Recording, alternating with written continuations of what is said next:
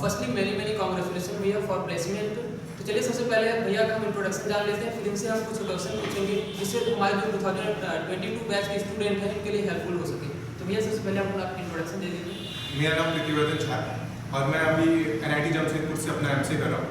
मैंने यहाँ से 2019 में निमसेट क्रैक किया था और उस टाइम पे मेरा रैंक 280 था और अभी यही है। अच्छा चलिए भैया से हम कुछ कॉमन क्वेश्चन करते हैं क्योंकि हमारे आने वाले अपकमिंग बैच के लिए हेल्पफुल हो सके। तो भैया आपका निमसेट क्या स्ट्रेटजी रहा, आपने निमसेट को कैसे क्लियर किया? तो हमें अपना स्ट्रेटजी बताइए जिससे कि हमारे जो स्टूडेंट इस साल एग्जाम देने वाले हैं इनके लिए हेल्पफुल हो सके। जो मेरा स्ट्रेटजी निमसेट के लिए ये था कि मेरा जो भी टॉपिक स्ट्रॉन्ग था, मैं सबसे पहले तो उस टॉपिक्स पे ज़्यादा फोकस करता था, उस टॉपिक्स को ज़्यादा अच्छे से कवर करता था। जैसे कौन से टॉपिक आपके स्ट्रॉन्ग थे? जैसे मेरा प्रोबेबिलिटी स्ट्रॉन्ग था, परमुटेशन कॉम्बिनेशन स्ट्रॉन्ग था, डिफरेंशिएशन इंटीग्रेशन कैलकुलस वाला स्ट्रॉन्ग था, तो उस पार्ट पे मैं ज़्यादा फोकस करता था। और जो पार्ट मुझे कम आती थी जैसे ट्रिग्नोमेट्री था वो मुझे कम आता था, तो मैं उसको ना बस मतलब ऊपर से देख लिया या फिर कुछ क्वेश्चंस थे जो मैंने रट लिए, ऐसा ऐसे ही समझो कि वो रट लिए, ठीक है। उसके बाद जैसे कोऑर्डिनेट ज्योमेट्री तो सर ने बहुत ही अच्छा पढ़ाया, तो वो तो ऑलमोस्ट क्वेश्चन देखते ही हो जाता था।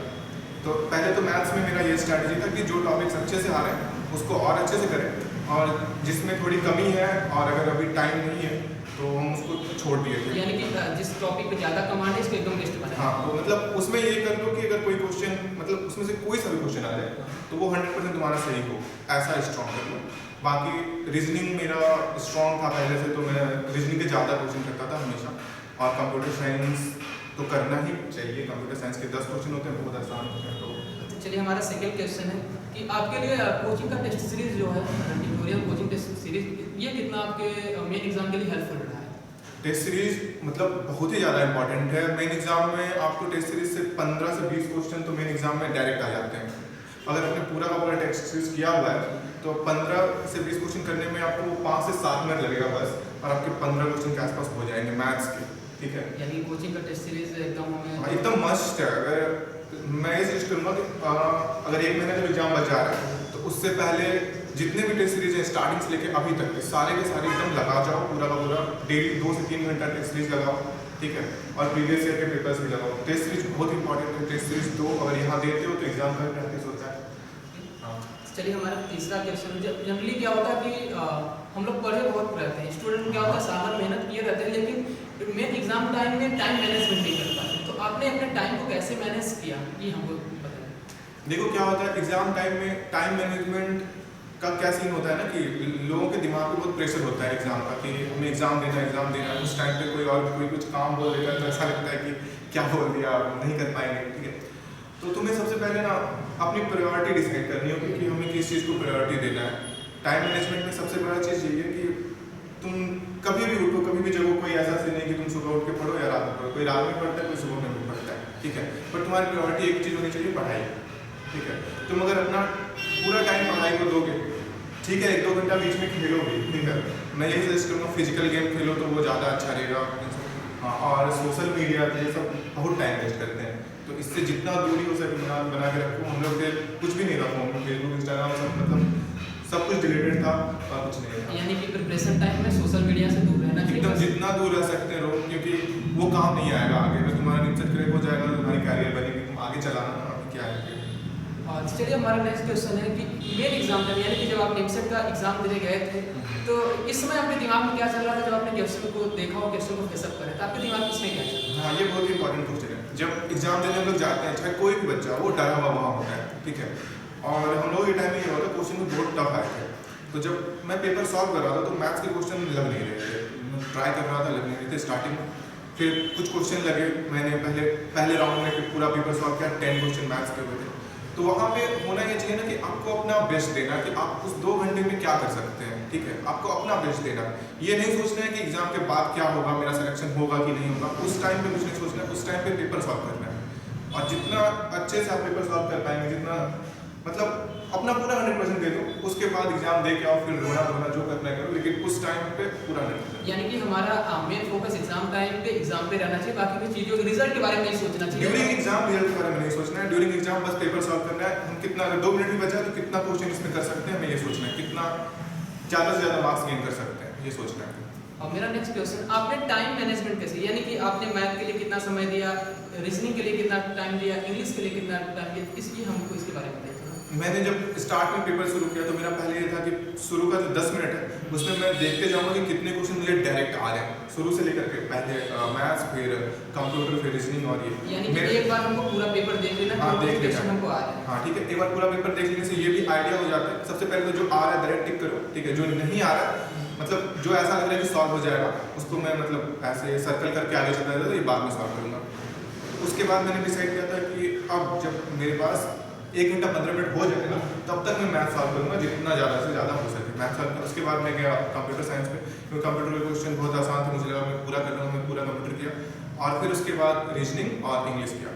तो मेरा सजेशन ये है कि पहला 1 घंटा मैथ्स पे दे दो, बाकी उसके बाद जस्ट कंप्यूटर पे जाओ। रीजनिंग पे जाने से पहले अगर कंप्यूटर पे जाते हो तो वो ज़्यादा मार्क्स देता है और वो जल्दी सॉल्व भी होता है, तो पहले कंप्यूटर पे यानी जाओ। कि पहला हमारा प्रायोरिटी ये रहना चाहिए कि जो क्वेश्चन हमको आ रहे हैं फर्स्टली ये करें, हाँ। इसके बाद हम मैथ को प्रायोरिटी दें, इसके बाद रीजनिंग अगर इंग्लिश का इंक्लूड आता है इसको। हाँ इंग्लिश जरूर करो, इंग्लिश लास्ट में कम से कम उसके लिए 10 मिनट बचा के रखो, इंग्लिश करो, तो इंग्लिश करने से बहुत फायदा, रैंक बहुत ऊपर जाती है। चलिए हमारा नेक्स्ट क्वेश्चन है, आपका जो वीक स्टूडेंट है यानी कि जो मैथ्स के स्टूडेंट है बट इनका मैथ्स वीक है, इनके लिए आपका क्या एडवाइस रहेगा कि वो कौन सी स्ट्रेटजी को फॉलो करे जिससे वो बेटर रैंक अचीव कर सके? देखो जो वीक स्टूडेंट है उसको क्या करना चाहिए, जो भी अच्छे चैप्टर है मतलब जिससे ज़्यादा क्वेश्चन आते हैं, जैसे तुम्हारा वेक्टर हो गया, परम्यूटेशन कॉम्बिनेशन हो गया, कोऑर्डिनेट ज्योमेट्री हो गया, तो इससे ज़्यादा क्वेश्चन आते हैं। मतलब अगर 100% में कहो तो लगभग 60% क्वेश्चन इन्हीं 4-5 टॉपिक्स से आ जाते हैं। तो वो उनको क्या करना चाहिए, इनके सारे के सारे क्वेश्चन कर लेने चाहिए, मतलब 3 बार 4 बार 5 बार उसको देख लो। तो उससे क्या होगा कि इस टॉपिक के जो भी क्वेश्चन आएंगे वो अगर तुम्हें 15-20 क्वेश्चन आ जा रहे हैं तो तुम्हारा 15-20 क्वेश्चन मैथ्स का हो गया, ठीक है। 3-4 क्वेश्चन तुम जो पढ़े रहोगे कैलकुलस और इधर उससे लग जाएगा जो भी स्टूडेंट है उसके लिए। तो 40-25 क्वेश्चन मैथ्स के अगर हो जाते हैं सही तो वो इनफ होता है, बाकी तुम उसके बाद रीजनिंग और कंप्यूटर इंग्लिश पे फोकस करो। यानी कि वीक स्टूडेंट ये करे कि ये पूरा सिलेबस ना पढ़ने से अच्छा मतलब कुछ ही सिलेबस में हाँ, अपना हाँ। बेटर कमांड बनाए, जिससे हाँ। अगर इससे क्वेश्चन आता है तो इसको क्वेश्चन को हाँ जो उसने नहीं पढ़ा है अभी जो उसने नहीं पढ़ा है उसको मतलब छोड़ ही दे तो ज़्यादा बेटर है। अब बाकी permutation combination, probability, vector, coordinate geometry, इन सब टॉपिक पे ज़्यादा फोकस करें क्योंकि ये मार्क्स गेनिंग टॉपिक है, ज़्यादा क्वेश्चन इसी से आते हैं। चलिए हमारा नेक्स्ट क्वेश्चन है, जैसा कि हमने आपसे सारी क्वेश्चन पूछ लिए तो हमें पता है कि आपका प्लेसमेंट हो गया, तो हमारे जो 2020 और 2021 बैच के स्टूडेंट हैं इनके लिए जो प्लेसमेंट स्ट्रेटेजी है तो आप कुछ बताइए, क्योंकि आपने प्लेसमेंट ले चुका है तो आपका क्या स्ट्रेटेजी रहा, प्लेसमेंट टाइमिंग, आपने कौन सी कोडिंग की या कौन सी चीज़ों पे आपने अपना बेटर कमांड किया कि आपका इतना अच्छा प्लेसमेंट हुआ, इसके बारे में आप कुछ बताइए। प्लेसमेंट का देखो इसी होता है कि जब तुम फैंसी में एडमिशन लेते हो, ठीक है, तुम्हारा प्लेसमेंट का प्रिपरेशन कभी से स्टार्ट हो जाता है, ठीक है। वहाँ पे क्या होता है कुछ लोग टाइम वेस्ट करते हैं, ठीक है, तो वो टाइम वेस्ट नहीं करना है, तुम्हें जाते ही अपनी कोडिंग स्टार्ट करनी है। कोडिंग में क्या होता है, डेटा स्ट्रक्चर एंड एल्गोरिथम, ठीक है, तुम्हें ये अपना स्ट्रॉन्ग करना है, तुम ये जितना ज़्यादा स्ट्रॉन्ग कर सकते हो करो। कॉम्पिटिटिव प्रोग्रामिंग करो, ठीक है, बहुत सारे प्लेटफॉर्म है, कोड है जिस पे तुम कॉम्पिटिटिव प्रोग्रामिंग कर सकते हो। उससे तुम्हारा क्या होता है कि प्रैक्टिस बढ़ता है, तुम क्वेश्चन को सोच सकते हो, सॉल्व कर सकते हो, ठीक है। डेटा स्ट्रक्चर एंड एल्गोरिथम का जितना ज़्यादा से ज़्यादा प्रैक्टिस हो सके, मैंने लगभग 2000 से ज़्यादा डेटा स्ट्रक्चर एंड एल्गोरिथम पे क्वेश्चन किए। मैं कोड कोर्सेज पे भी मेरा 5 स्टार रेटिंग है कोर्सेज पे भी, तो मैं वहाँ पे अपना ज़्यादा फोकस देता हूँ, ठीक है। और जो भी लोग प्लेसमेंट में जाने वाले हैं वो लोग ये चीज़ जरूर करें कि जो भी नए बैच वाले जाएंगे स्टार्टिंग से बस कोडिंग करो और कुछ नहीं करना, बस कोडिंग करो, जो सिलेबस है वो कवर हो जाएगा, 1 वीक में एग्जाम दे दोगे पढ़ के। मेन अभी करना क्या है, कोडिंग पे फोकस करो, क्योंकि इंटरव्यू में जानते हो कुछ नहीं पूछता है, बस कोडिंग क्वेश्चन, बस कोडिंग, डेटा स्ट्रक्चर में एल्गोरिथम और कुछ नहीं। तो भी आपका कितने का प्लेसमेंट हुआ अपने जो बता दीजिए। मेरा सबसे पहले प्लेसमेंट हुआ था जेनपेक्ट में, ठीक है, जिसका कि पैकेज था 11.4 लाख, ठीक है। फिर मैंने उसके बाद एक कंपनी है ULA, ठीक है, इंडोनेशिया की कंपनी है, मेरा उसमें प्लेसमेंट हुआ जिसमें अभी मेरा CTC 20 लाख है और अभी इंटर्नशिप चल रहा है मेरा, तो उसमें उसका स्टाइपेंड 50,000 है। और अभी मेरा 1-2 कंपनी और है जिसमें मैं इंटरव्यू दे रहा हूँ, जैसे अमेजन है, उसका मेरा अभी इंटरव्यू होना है मार्च मंथ में, ठीक है, जो कि ऑलमोस्ट 45 रुपये की कंपनी है।